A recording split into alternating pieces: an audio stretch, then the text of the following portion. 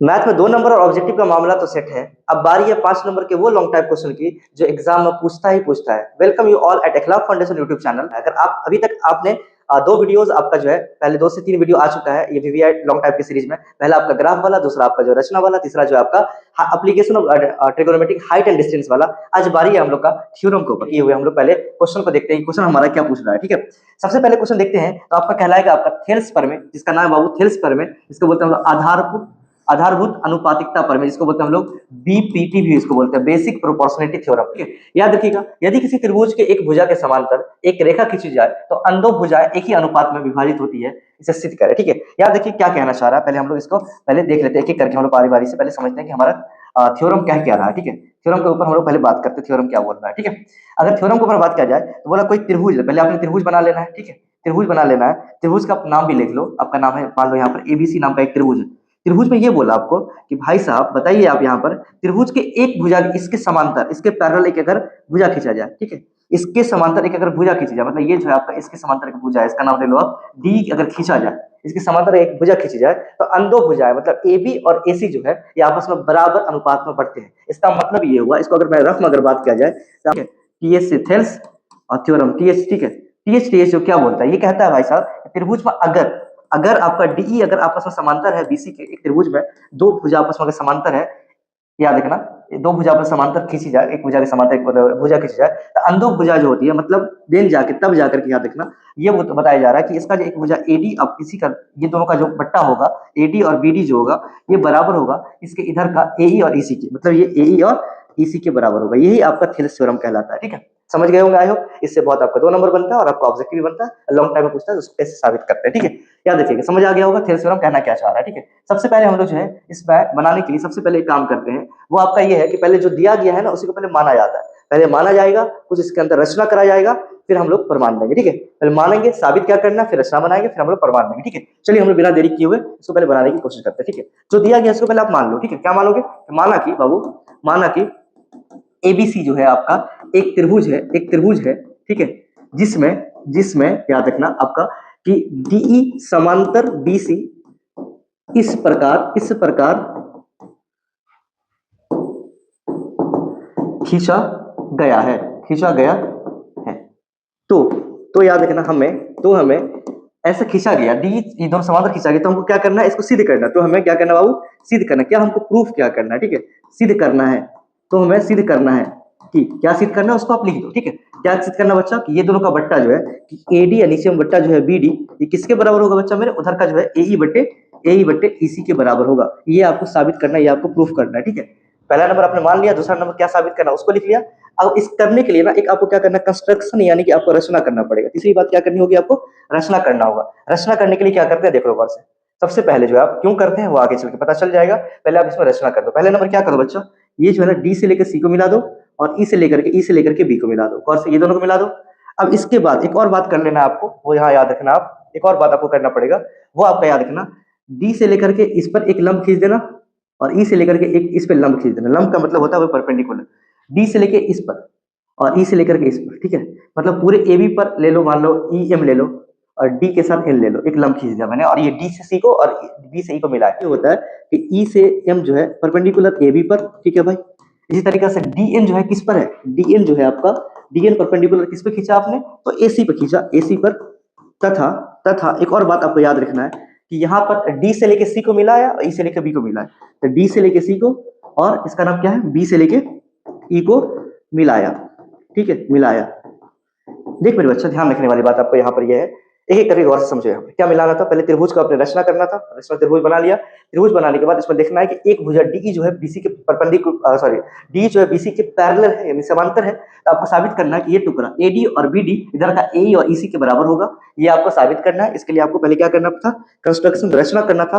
रचना करने के लिए अब जाहिर से कोई भी त्रिभुज है उसके ऊपर एक जो परपेंडिकुलर यानी लंब डालेंगे, इधर से इधर एक लंब डाला मैंने, इधर से इधर लंब डाला, इसको नाम डीएन था। डी से लेके सी को मिला है, बी से लेके ई को मिला है, इतना काम कर दिया। अब यहाँ पर क्या करो, आप इसको प्रमाण दो। क्या करोगे आप इसको प्रमाण दो बच्चा मेरे। ठीक है, देखो प्रमाण देते हैं हम लोग। अब यहाँ से प्रमाण मतलब प्रूफ हम लोग करते हैं यहाँ पर। ठीक है, प्रमाण हमारा यहाँ से शुरू होता है। ठीक है, प्रमाण हम लोग क्या करते हैं, फर्स्ट ऑफ ऑल अगर देखा जाए तो त्रिभुज जो है ना ये एडीई जो है ये त्रिभुज और इधर का ये त्रिभुज, यहाँ देखो मैं एक बार यहाँ पर खस देता हूँ।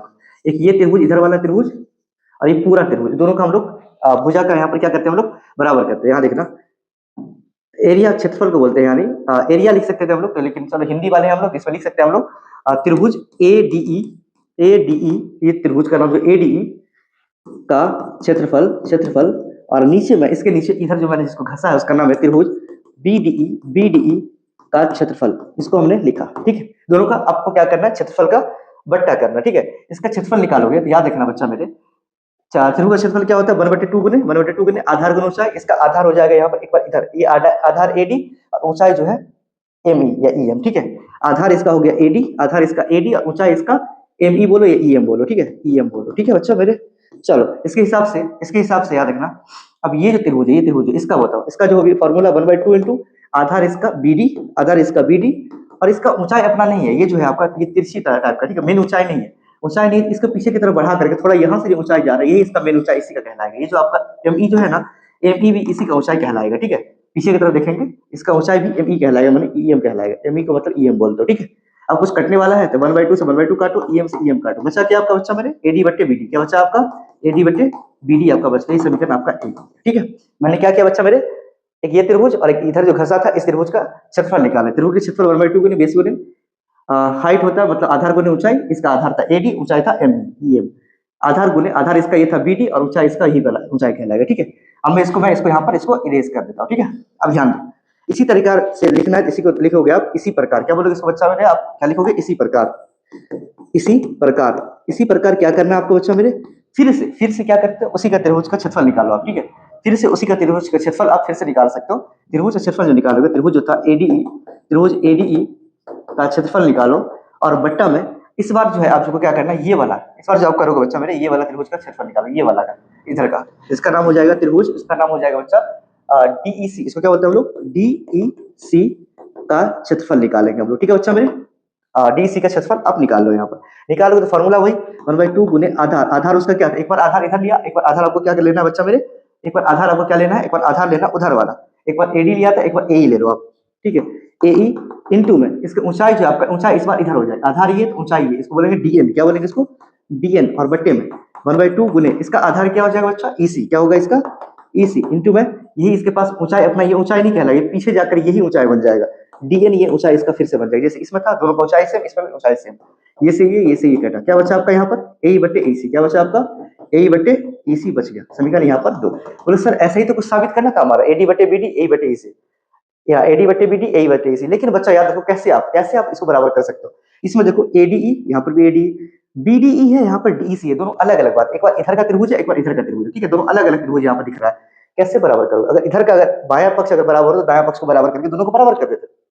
लेकिन यहाँ पर बायां पक्ष तो बराबर ही नहीं, इसके लिए क्या करेंगे, याद रखना, एक और बात मैं आपको बताने जा रहा हूँ, उस बात को बहुत गौर से ध्यान देना। ठीक है, इस बात को बहुत गौर से ध्यान देना। अगर आधार एक है, दो तरह के त्रिभुज बना हुआ है, याद रखना, एक त्रिभुज इधर गया हुआ, एक त्रिभुज इधर बनाया हुआ। ठीक है, आधार इसका सेम है, आधार एक ही है, एक ये त्रिभुज के लिए, एक ये त्रिभुज के लिए, एक ये त्रिभुज के लिए। आधार अगर सेम है ना तो त्रिभुज का क्षेत्रफल बराबर होता है।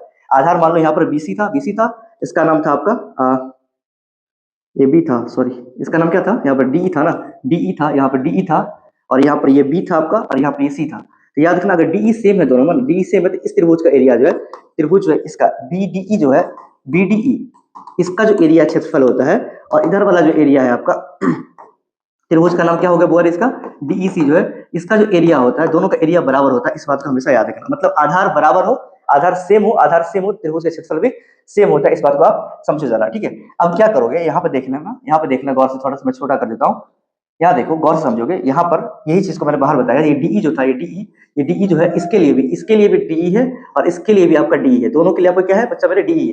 तो ये डी दोनों अगर बराबर, तो ये त्रिभुज का क्षेत्रफल है, ये त्रिभुज का क्षेत्रफल बराबर होगा। ठीक है, लिख देना, चूंकि इसको लिख देना, चूंकि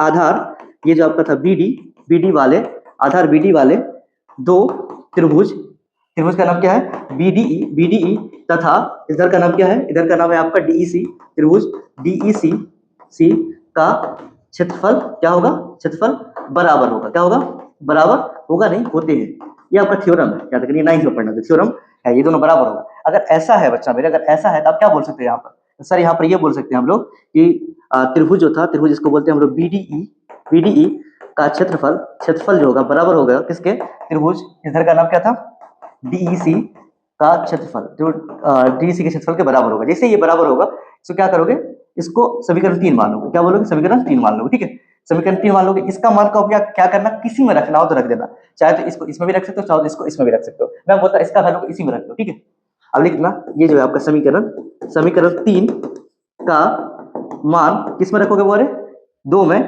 में रखने पर। समीकरण 3 का मान 2 में रखने पर।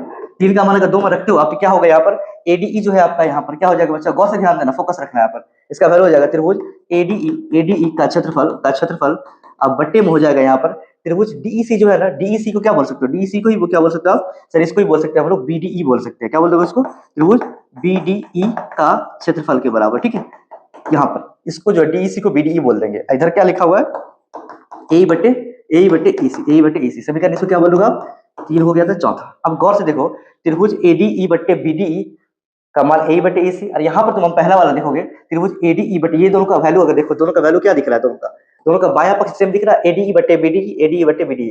दुनिया में अगर दो पक्ष बराबर हो, बाया पक्ष बराबर तो दाया पक्ष बराबर हो जाएगा, दाया बराबर तो बाया बराबर ऑटोमेटिकली हो जाएगा।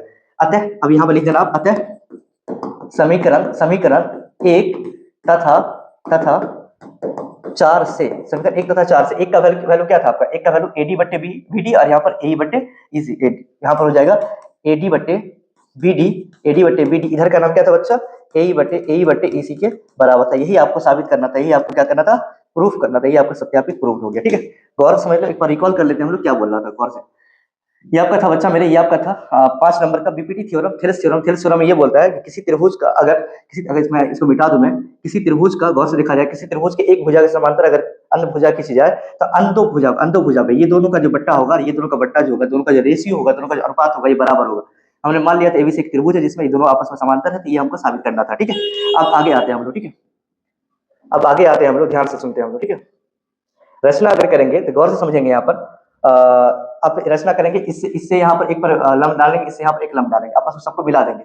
सबको जैसे मिलाएंगे, मिलाने के बाद हम लोग दोनों त्रिभुज का अनुपात करके दोनों को बराबर करते हैं। यहाँ पे दोनों को बराबर करके देख लो, जैसे बराबर करेंगे तो इसमें जो है आरएचएस बराबर करने के लिए एलएचएस बराबर होनी चाहिए। लेकिन हम लोग एक थ्योरम जानते हैं बच्चा मेरे, कि बराबर भुजा वाले अगर त्रिभुज जो होंगे, बराबर एक ही आधार वाले दो त्रिभुज का क्षेत्रफल बराबर होता है। इसका मान अगर हम लोग समीकरण 3 में रखते हैं तो ये बराबर हो जाता है, और समीकरण 3 से 4 बन जाएगा, 4 और 1 को बराबर करेंगे तो हमारा एडी बटे बीडी होता है। ठीक है, उम्मीद है ये वीडियो आपको बहुत अच्छा से समझ में आया होगा। उम्मीद है थेलेस थ्योरम अच्छे से समझ में आया होगा। इस थ्योरम के एग्जाम में जैसे बताया मैंने 4 भाग में, और 4 भाग में बना देना। अभी तक आपने इस सीरीज का अगर पहला, दूसरा, तीसरा अगर वीडियो नहीं देखा तो पहले उसको देखो, और जितने दोस्तों तक हो सके इसको शेयर करो। ठीक है, thank you so much, all the very best.